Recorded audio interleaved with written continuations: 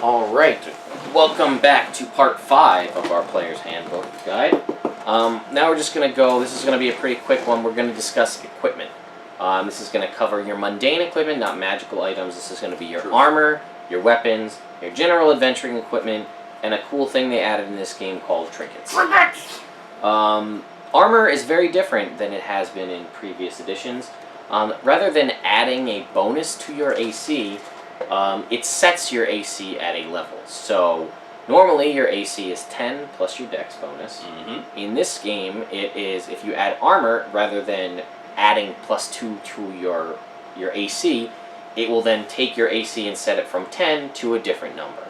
Like we mentioned with the sorcerer, 13 for your scales. If you have, I don't know, Chain shirt. What's chain shirt? 13. So 13 plus your dex, and max of 2. Max of 2. Max of 2. So the most you could have with that is a 15 dex. Now, one of the differences here in heavy armor is in previous editions you might have got 1, or if you got it made out of mithril, you might get an additional bonus for your dex. In this edition, heavy armor just sets your AC at a flat number. The absolute best being full plate sets your armor at 18. So that's what your AC is. So essentially no need for dex for dodging purposes. If you have these heavy. Right, aside from dexterity saves.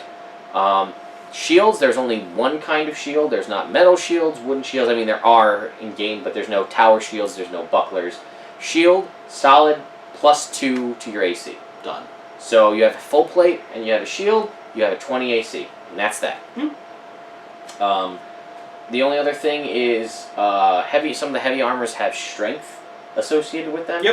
And what that is I think you can only move half your movement speed if you don't meet the strength, or maybe it is you can't even wear it. It's definitely one of them. I know one of the bonuses of being a dwarf is a dwarf can wear heavy armor regardless of their strength, and they suffer no penalties to it. So that's a benefit of being a heavy armored dwarf. Truth. And the only other option is disadvantage on stealth checks for some of them. Which we talked about advantage briefly in the inspiration video there. Disadvantage is basically the opposite of that. You roll 2 numbers and you choose the lower of them. So when you're trying to be stealthy, it gives you disadvantage. But that's pretty much it for armor. So let's move on to weapons. Weapons. You got weapons. There's no exotic weapons this go around. There's simple and martial. Done. That's it. So a lot of classes have access to simple weapons. A lot of fighter classes, tanky classes have access to martial. Covers ranged and melee. And there's really not a whole lot to talk about with these. One of the cool things, and I don't know if they've had this in other versions, is that a lot of your basic weapons, your long swords, your battle axes, stuff like that, have a feature called versatile, where they'll do a D6, but if you want a two-handed swing them, they do a D8. I feel like there are more light weapons in this. Like there aren't finesse weapons or there are finesse weapons, but there are more light weapons. Thrown weapons. Thrown weapons use your strength as opposed to your dexterity for your to hit and your damage. Correct. Which makes sense. Oh, and we can talk about range. Why don't you? So all ranged weapons have short range and long range. Short range is you attack as normal. Long range, you can still attack, but you're at disadvantage. This can come into effect like a dagger. You throw a dagger. Short range is 20. Long range is 60. But then if you get to something like a longbow, which is in here somewhere, down at the bottom, longbow has a short range of 150 feet and a long range of 600 feet. So if you can see 600 feet away, you can attack someone that far away. You're just at disadvantage. Which is a really cool idea I liked here. Finesse is a weapon that you can choose to use your dex and for the attack and damage. If you want, you don't have to. You can still use strength. True. Versatile weapon, like you said, is a one-handed weapon that can be wielded two-handed for extra damage.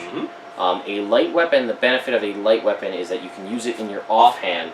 And the main thing of that is anybody can two-weapon fight. So if I just pick up a sword and a dagger as my offhand, the only thing that the offhand weapon gives me is obviously I don't get to use a shield for one. but it lets me make an attack with that bonus weapon as a bonus action. And as we talked about with the fighting style, normally it just does whatever the damage is. If you have the fighting style, it'll do the extra ability modifier worth of damage. And there are other ways to be able to do a little bit more things. There's a feat that allows you to wield 2 regular weapons rather than a regular weapon and a light weapon. A heavy weapon has to be wielded, I believe, 2-handed. I believe all the 2-handed weapons are heavy. Yeah. The other part of it is a small character cannot wield a heavy weapon. Yeah. So most of the heavy dealing 2-handed weapons, like a greatsword or a maul, cannot be wielded by a halfling or a gnome. So, as we talked about before, you can be a halfling barbarian or a gnome fighter, but you may not be able to do the kind of damage that you want. True. Reach weapons have a 10-foot reach. There is no disadvantage to fighting up close with them. Yes, that's something that I like. So, like, you can still fight as equally as you can at 5 feet as you can at 10 feet. There's not much else as far as special things. A lance does a d12 of damage, and it has this property of special, which means it works as normal on when you're mounted. Yeah. But if you're off the mount, it only works like it's at disadvantage if it's within 5 feet of you or something like that. And I think a trident works like a spear, but it works better underwater. Yeah, there's a net. Oh, and loading is a property for crossbows, which it takes. You can't. If you fire one, you need to spend the rest of the time. If you have 2 attacks, you need to spend the next action loading it. I think. How a loading weapon works. Yep. So you can't. So if you have 2 attacks, you can only fire 1 shot with a crossbow, whereas a longbow you could fire 2 shots. Yeah. Unless you take a feat to get around that. So that's weapons, I think, in a nutshell. That's weapons. We're on to tools. Like him. Actually, yeah. Crushed it. So this is. It's tools. Yeah. It's pretty much your standard stuff that you would. There's nothing really groundbreaking here. The only thing that's kind of different in this is you could normally, if you're a spellcaster, have access to an arcane pouch to have your arcane components in. In this game, they also did a thing called their spellcasting focuses. They're different for the different classes. They can be a holy symbol for, say, a paladin or a cleric. For druids, it's like holly berries or a stick or something, whatever.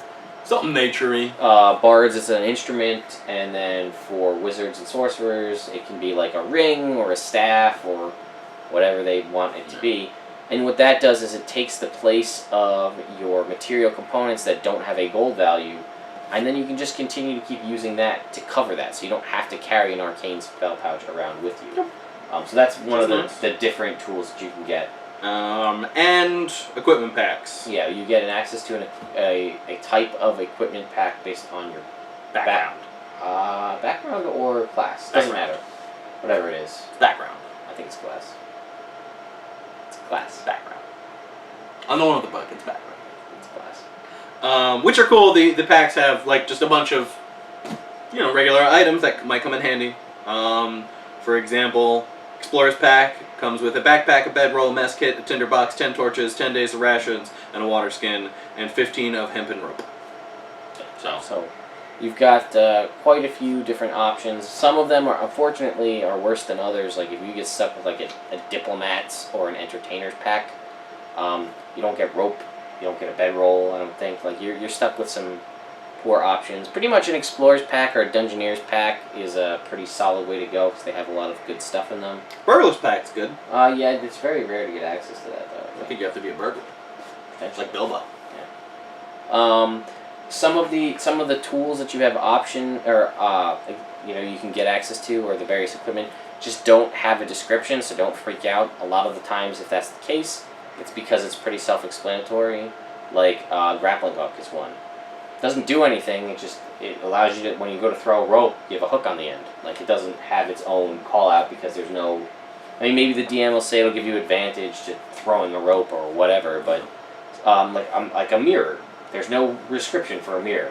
Figure it out. It's a mirror. So, and then the tools that you have access to on that page.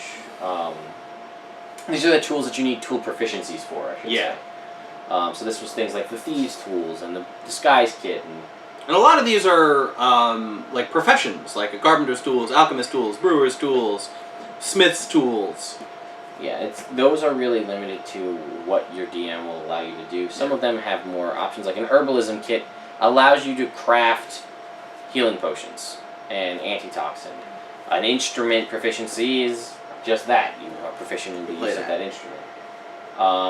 There's other things they have, like horses and wagons and things like that for proficiency in vehicles. Yep. But that's pretty much it for the base equipment. The only other thing that we haven't talked about is trinkets. Trinkets! These are weird and useless and awesome. This is the table, trinket table. At the end of creating a character, you roll for a trinket, and... Or you can pick, Or you can pick. Really? You can if you want. Nerds can pick.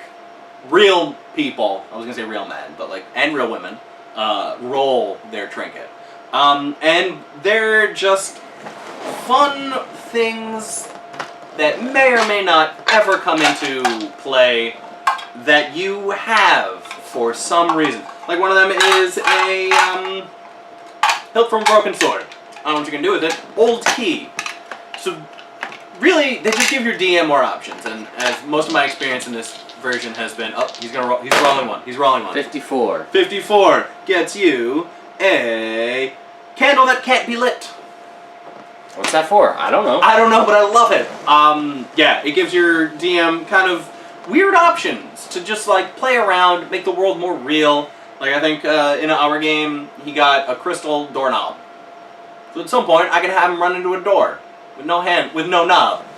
Problem solved. Yeah, it's just a way for a DM to add more to a story.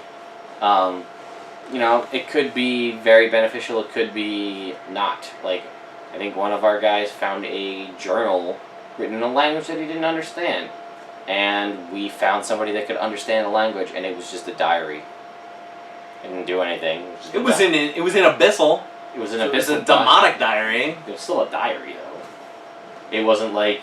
But it wasn't like a crazy, super powerful spell book. It was just a diary. Vest with 100 tiny pockets.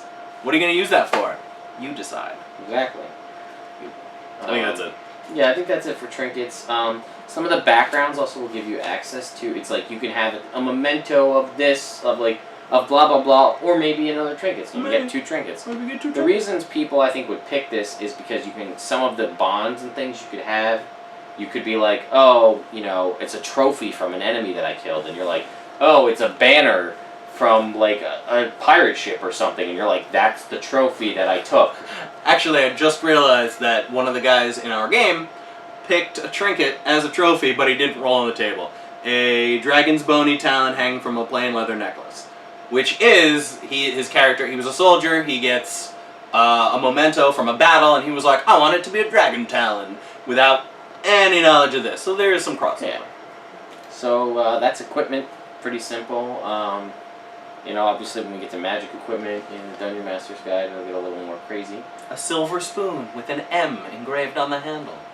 Whose spoon is it? Whose spoon is it?